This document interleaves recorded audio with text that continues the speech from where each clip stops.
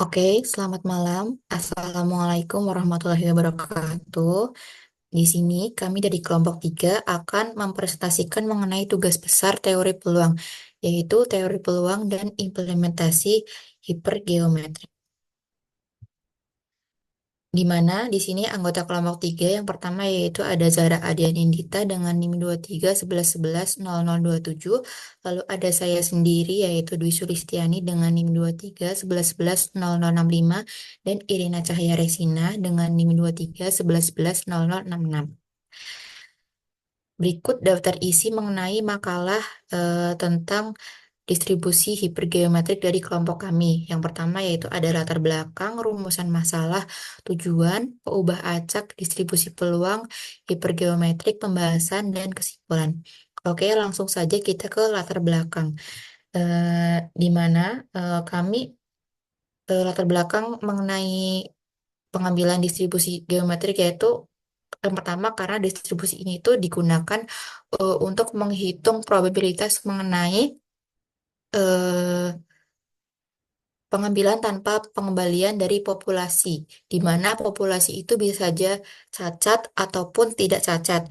Yang kedua, distribusi ini itu bisa relevan di bidang yang pertama industri, misalnya kontrol kualitas, lalu di bidang pendidikan, misalnya analisis dan teori statistik.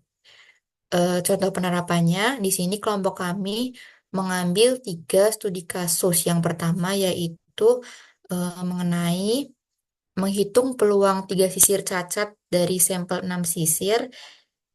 Lalu ada GeoGebra Case-Based Learning, di mana di sini itu meningkatkan representasi matematika siswa dan estimasi parameter distribusi hipergeometrik dengan metode maksimum like likelihood.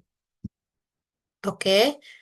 Yang pertama itu ada rumusan masalah di mana di sini itu terbagi menjadi 3, yaitu bagaimana bentuk distribusi hipergeometrik diterapkan di studi kasus nyata, lalu bagaimana peubah acak dan parameter didefinisikan, dan bagaimana menghitung peluang min dan variansi.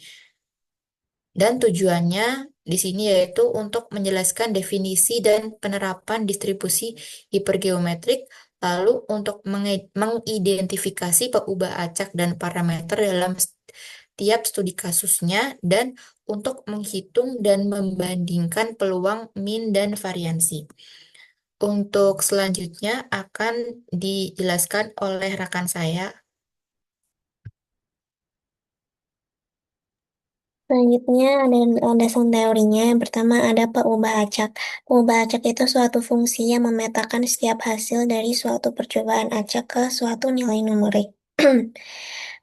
Peubah acak itu ada dua, peubah acak diskrit atau hipergeometrik, dan yang kedua ada peubah acak kontinu. Next.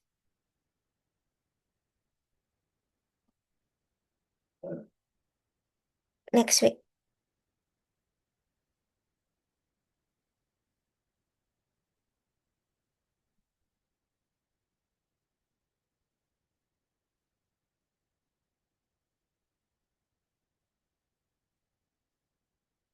Terus yang selanjutnya ada distribusi peluang. Distribusi peluang itu menggambarkan bagaimana peluang tersebar di nilai-nilai dari suatu peubah acak. Di konteks peubah acak diskrit, distribusi peluang itu memberikan peluang dari setiap nilai peubah acak tersebut. Terus selanjutnya ada distribusi hipergeometrik. Distribusi hipergeometrik itu menghitung peluang jumlah keberhasilan dalam pengambilan sampel tanpa pengambilan dari populasi terbatas. Ada populasi bersifat terbatas, terdapat dua kategori dalam populasi yaitu sukses dan gagal, dan pengambilan sampel dilakukan tanpa pengembalian. Selanjutnya ada rumus dari distribusi hipergeometrik. N itu untuk jumlah total populasi, K itu jumlah elemen sukses, dan N itu jumlah elemen yang diambil sebagai sampel.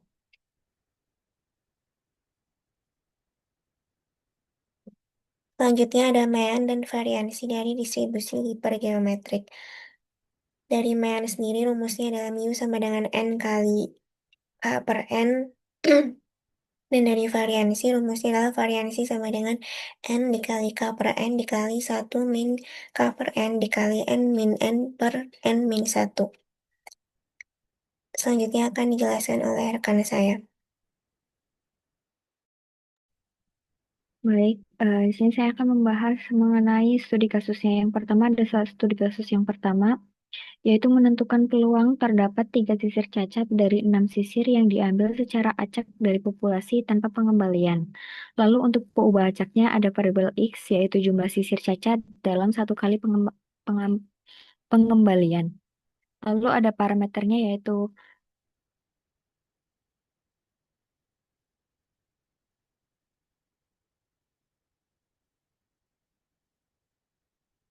ada N 20, K-nya 6, dan N kecilnya yaitu sisir cacat yang diambil tanpa pengembalian N kecil.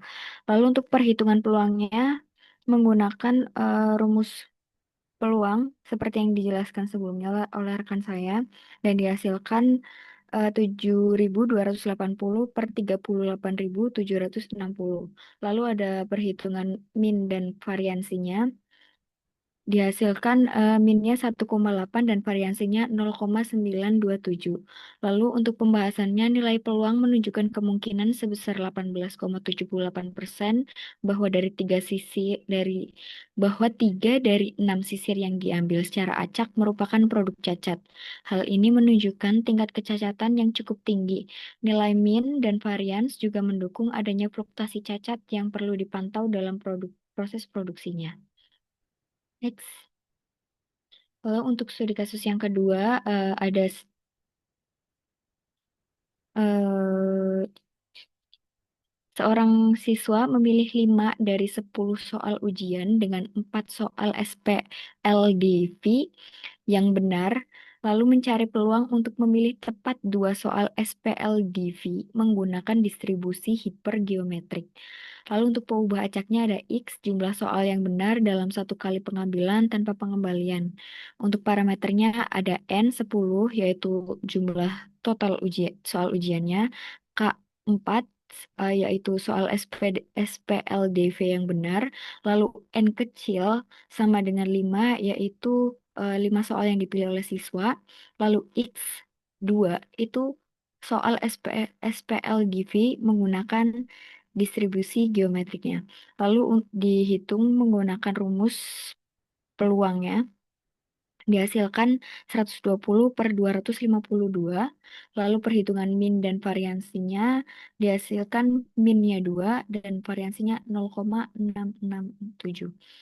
Lalu untuk pembahasannya, peluang siswa menjawab tepat 2 dari 5 soal SPLDV secara acak adalah 47,62%.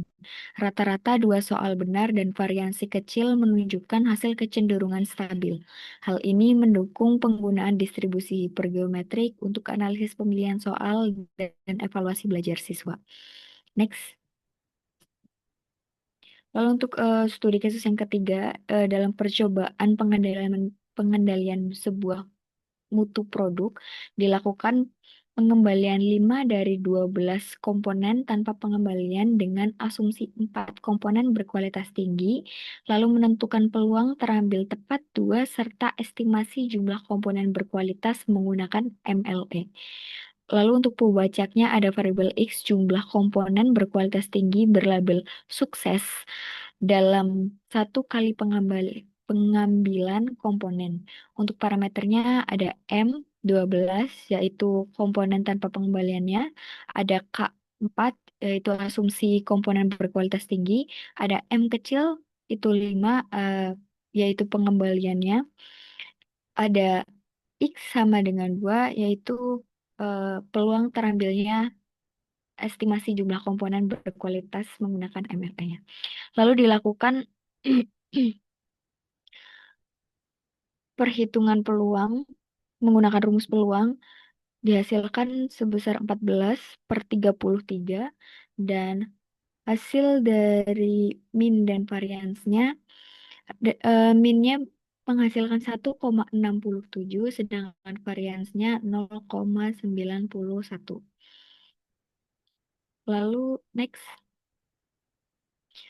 Untuk hasil dari 3 studi kasus yang telah kami ambil tadi, distribusi probabilitas hipergeometrik berguna dalam analisis peluang untuk pengambilan sampel tanpa pengembalian.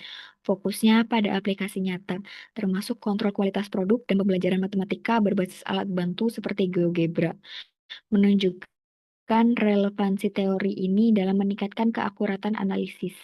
Selain itu, metode maksimum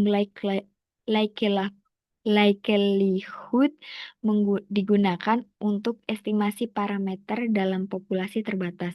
Analisis rata-rata dan variansi pada berbagai kasus mendukung kehandalan model ini, menjadikannya alat penting dalam memahami probabilitas untuk aplikasi praktis di berbagai bidang.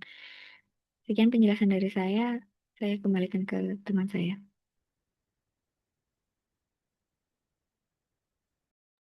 Oke, dapat disimpulkan dari pembahasan sebelumnya bahwa distribusi hipergeometrik sangat relevan untuk pengambilan sampel tanpa penggantian dan dapat diterapkan di berbagai bidang seperti industri, pendidikan, dan penelitian.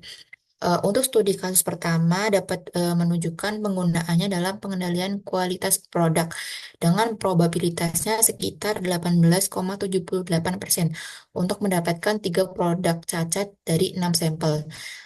Untuk studi kasus kedua, mengaplikasikannya dalam pendidikan untuk mengevaluasi pemahaman siswa dan memperkuat konsep probabilitas lewat visualisasi. Dan untuk studi kasus yang ketiga, menggunakan distribusi ini untuk estimasi parameter dengan metode maksimum likelihood saat data populasinya tidak lengkap. Dapat disimpulkan bahwa secara keseluruhan distribusi ini itu dapat membantu menghitung probabilitas, mean, dan variance dengan akurat dalam situasi diskrit. Oke, sekian presentasi dari kelompok 3. Kurang lebihnya mohon dimaafkan. Terima kasih. Wassalamualaikum warahmatullahi wabarakatuh.